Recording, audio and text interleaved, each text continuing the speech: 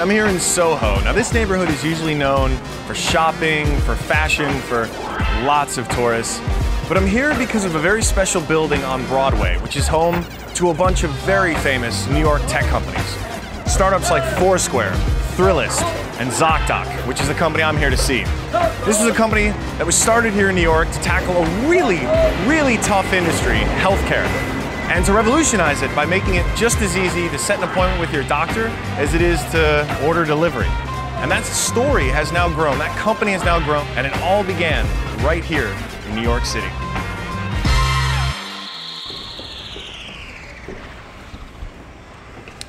I'll get the next one, I got a bunch of cameras.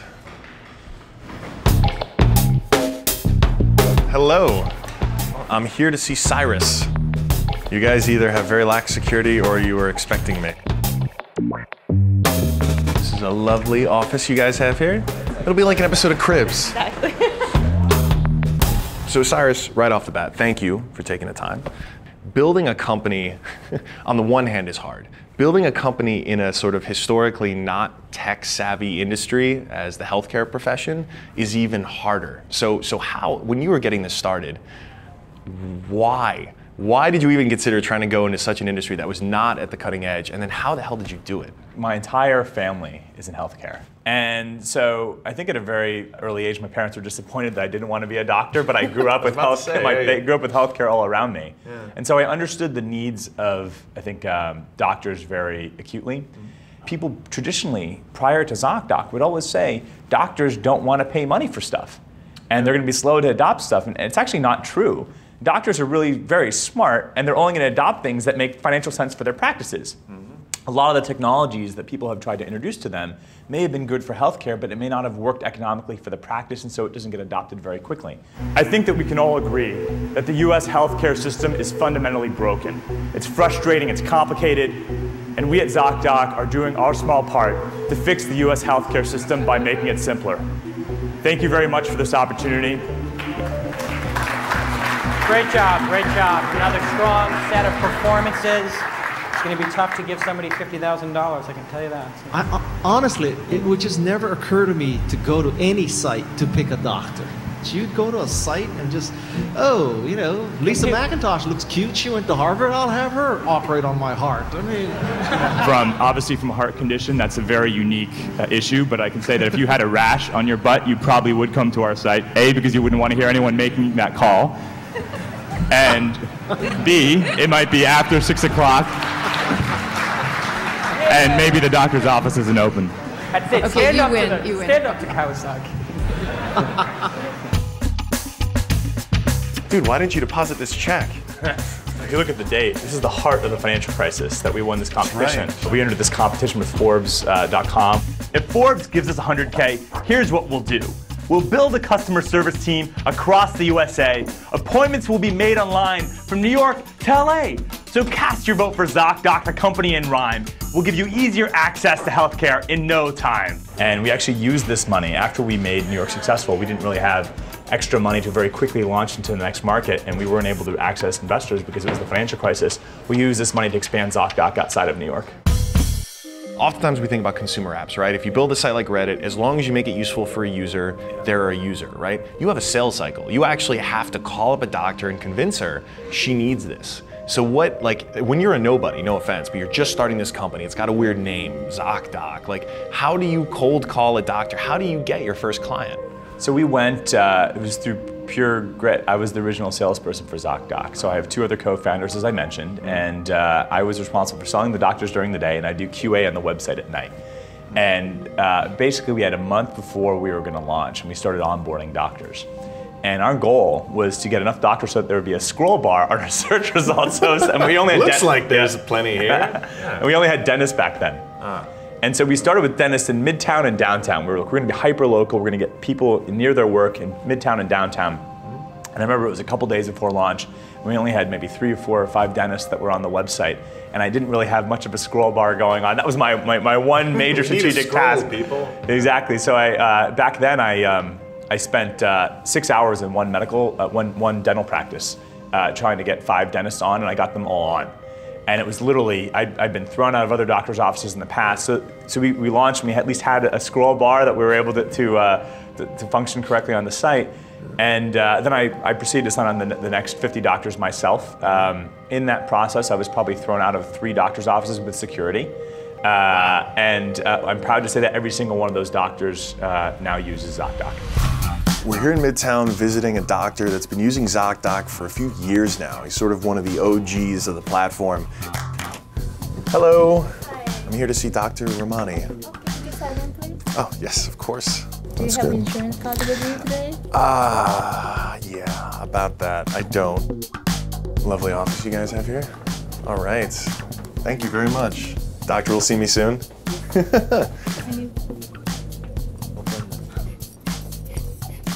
Hello. Oh, hey, doctor. Just testing the equipment. I've always wondered about this stuff. Does this just show up in giant spools at the office? We buy them by the case. Yeah. Okay. Buy them by the case. And what do you call this? Table paper. Table paper. Table Okay. paper. Here, I give you a This is purple very glove as a distinctive. gift. Thank you. And this is my office where if I need to consult with patients or where I do all my work. Okay, so you've got a very lovely office here. Now, how did you first learn about ZocDoc? I start getting faxes that get your name Faxes? on. Faxes. Back then, cutting edge. it just started. Yeah. It was actually faxes. Huh. And what did I do with the faxes? I threw them out. Kept on throwing them out. I probably got a dozen. Finally, someone started calling me.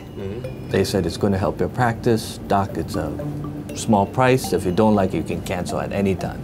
I said, you know what, it doesn't hurt. I'm moving. When I move to the new place, I'll use your service. Yeah. And so when I moved to this office, we started using it, and immediately we noticed that there were a lot of benefits from it.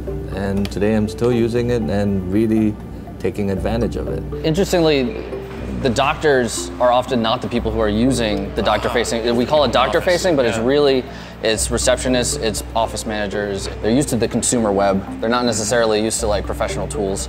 So we're trying to make it as easy to use and simple as the consumer web without making it only a power user can use it. I actually put on my business card, please make your appointment via ZocDoc. There it is. Yeah, that's true. He's not lying. It is on So the I card. actually put it on the card, and Yeah. sure enough, my returning patients started using ZocDoc.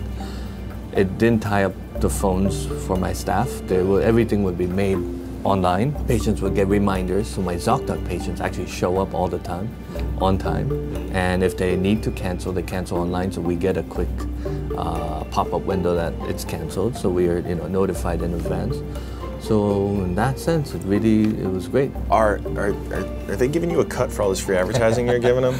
Like, any? No. We talk to someone else? Unfortunately, they don't, but you know I'll what? talk to Cyrus about this. Let him know. Yeah. Let him know. I feel so huffed in, and you can please level with me. When building a product that has two faces, one sort of the consumer and one to the sort of user, whatever that might be, usually the sort of internal, not widely consumer-facing side languishes because it's the afterthought, right? It's like, let's make this good to the masses, and we'll make these internal tools or these tools for our users just sort of good enough. Yeah. How do you get over that? So we've been here for the company's been around for like 5 years, right? So I've been here for only 2 years, and it was kind of in that state when I got here. So until you showed up and fixed it. No, it's not that. But no, it's like as the team grew, we got enough bandwidth that we could, isolate a team and be like, all right, now you have to improve this thing and make it awesome. So that's what we're doing now. I don't know, we don't need to necessarily role play here, but like, so I'm a doctor, I'm a dentist, I'm spending most of my time, just trying to make sure my patients are well, along with running a business and managing employees and everything else. How do you convince me that this is worth me giving you money? Yeah, so or even learning about? Literally at the beginning, it was me with the PowerPoint deck. We didn't even have the website live, and so that was the first thing I was doing. Wait, so you were pitching it before the site was even built? Yeah. Or live? Yeah. That's great. Because we had to do both concurrently in order to launch at this conference. And that took me a lot. To get the first 10 doctors, I probably spoke to like several hundred. And it just kept getting no after no after no, but something about sort of how the conviction we had, this is the future. Yeah. This is like the way that everyone's gonna be booking their healthcare appointments, and people would latch onto that. And there's a certain subsegment where they really love that idea. It took us 3 years to really get to the point where everyone thought that ZocDoc, we all knew it would succeed in our heart of hearts, and we had this conviction, we powered through, but it took us 3 years to really prove it to the outside world. And then it's only been for the last 2.5 years that everyone says, I wish I thought of that. For the the prior 3 years, people were wishing, get out of my office. Get out of my office, and we'd never go away. Finding a doctor isn't always easy. Getting an appointment in a timely manner seems to be even more difficult than that. But there's an app for that. Now, there's an app for that. There's an app for that. There's now an app for that. ZocDoc. ZocDoc. ZocDoc. ZocDoc. ZocDoc. ZocDoc. ZocDoc. ZocDoc. It's ZocDoc. ZocDoc. ZocDoc. ZocDoc. ZocDoc. You know, the great thing about these apps is that they're in our phones, so they're always with us, kind of like our tissues. Oh, right. So what is this, 3 years running, Crane's best place to work in New York? 3 years in a row, we've made the Crane's best places to work list. This past year, we were in the Fortune top 50 best places to work in America list, and second year in a row, best places to work in healthcare. And so it's something that we really pride ourselves on. We're not lavishly putting Aeron chairs throughout our offices, etc. A lot of our furniture is refurbished, or we got it for free. And so it's not about how much money we spend on the actual physical infrastructure of the space. It's really about what we do to enhance people's lives. Number 16, best small places to work in America from Fortune magazine. So who are the other 15, man? I don't know. Next year, exactly. Crush them. Yes. But surely it has to be more than just handing out some beers and playing ping pong. A lot of companies do that, but they aren't winning back-to-back awards. So what else? When there was a hurricane Sandy came, it put a lot of our employees out of a place to live. We found places basically for all of our employees who were displaced. And we actually made sure we found every single employee. There was one employee who actually went missing, and I went with my co-founder. We actually found her during the aftermath of the hurricane. And so that was something that they know we really care about everyone that works here. Lots of startups talk about, hey, you're never more than a few feet from a snack, but it's usually not that healthy. A lot of candy, a lot of chips, whatever. You guys have one of the healthiest walls of food that I've seen at a startup, and it shows you guys really do believe in being well, eating well, and all that other good stuff. We feel as though improving people's health is something that's paramount to our brand, and so if we're going to give away snacks, we want to give away healthy snacks, and we try to make our lunches as healthy as we can with salads, etc. for folks. If I came to you and I said, listen, I really want there to be a hidden cache of snack junk foods, because all this healthy stuff is great and I know it's good for me, but sometimes I just want to eat 100 Snickers bars. I think you're always welcome to go out and get what kind of food you want. Yeah. You guys really do care about health. Some of our healthy granola bars have chocolate in them. Does that count? A little. String cheese? Yeah. Maybe if it were covered in chocolate. So if you rewind a little bit in my professional history, I started my career in tech. And so right out of college, I worked for a software company, and then a year out, I started my first internet company that I ran for 3 years. I learned a lot of what not to do. The company had a great premise, which is we made software for e-commerce companies to help them manage their e-commerce returns. And back then, no one really cared about managing returns effectively. They didn't care about customer service like they do today. They were very oriented around only focusing on top line. So it was very difficult for us to sign up the initial sets of e-commerce companies, and then the e-commerce bubble burst and all the e-commerce guys went out of business.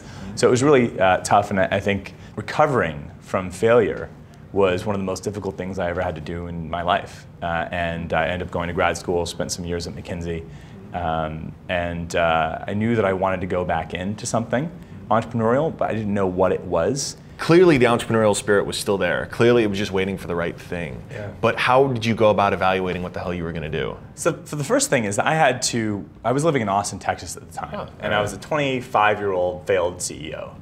And I remember, actually what I did is, first I wanted to revert to maturity. There was weight on me a lot. I had 35 very close friends that were working with me, and I had not been successful, and I feel like I failed them, and I put everything I had into this first company. And I remember I went out, I was out with some friends, and literally I think they were even older than me, and someone asked why they brought their dad out, because I think I just looked so just weathered and beaten up. CEO does age you. And so I went backpacking across rural China for 6 months, and I literally wanted to just shed that old responsibility and sort of start from the beginning, and that's sort of what led me to grad school. And than McKinsey, and then I felt like I had that aha moment, and I had to jump in all the way.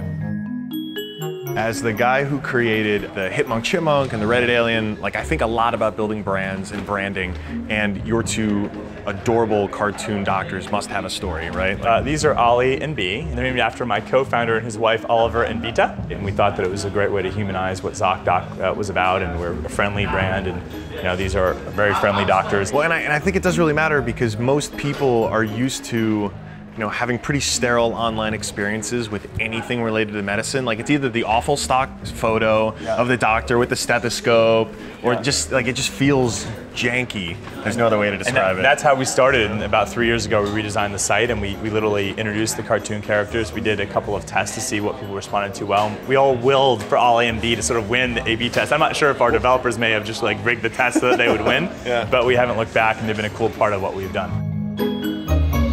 We always think about how we can replace repetitive tasks with software. One of the common ones that I as a patient always forget is like, oh yeah, every six months I gotta get my teeth cleaned. Every year I gotta go for a physical. Software makes this trivial. I don't need to remember, no one in your office needs to remember, I just get a notification. How important is that preventative medicine? How important is getting those checkups for maintaining our long-term health? I actually was born and raised in Japan.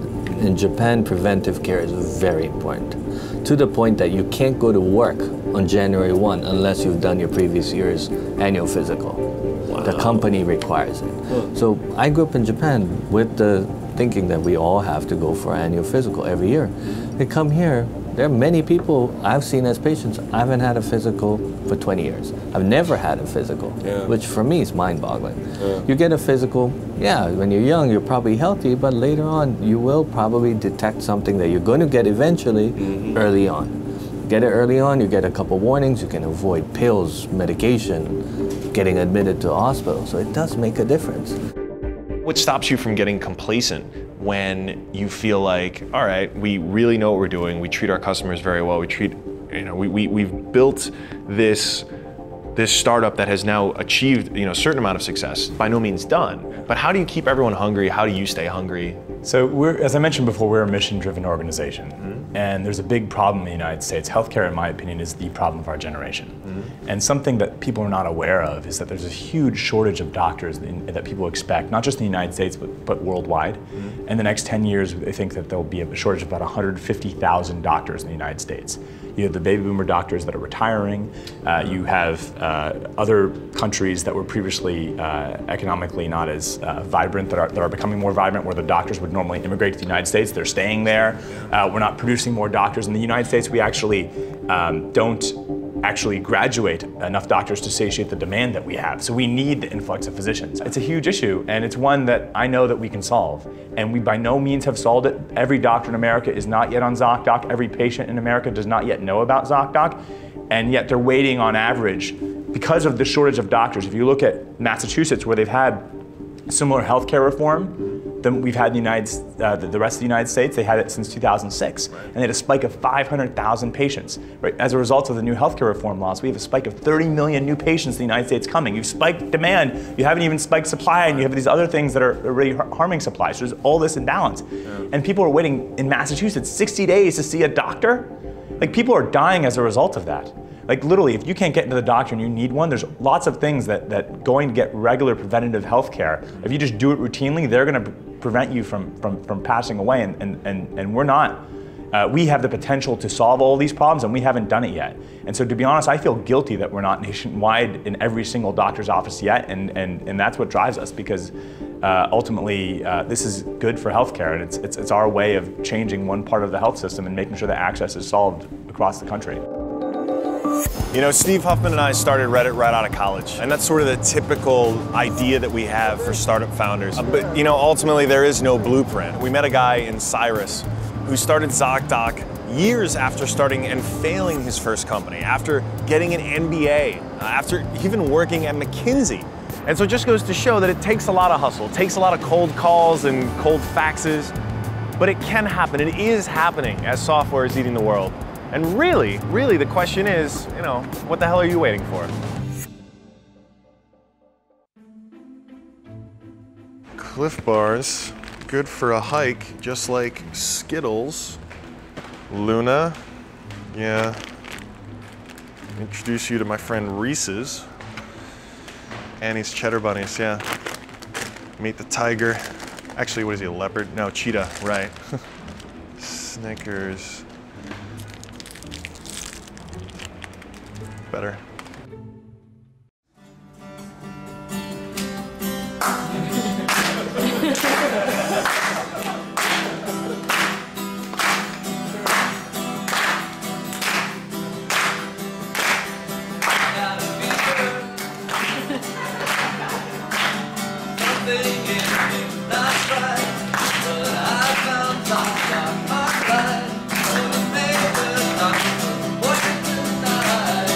Like open table! That's for docs! That's for doctors! That's why it rocks! You book appointments! Right online!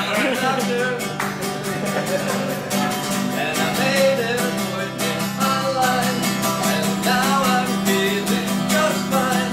Because ZocDoc saved me just in time. The doctors pay a monthly fee. They get new patients, and they're happy. We're in 4 cities, and thanks to Ron, we're growing fast. Mazel tov!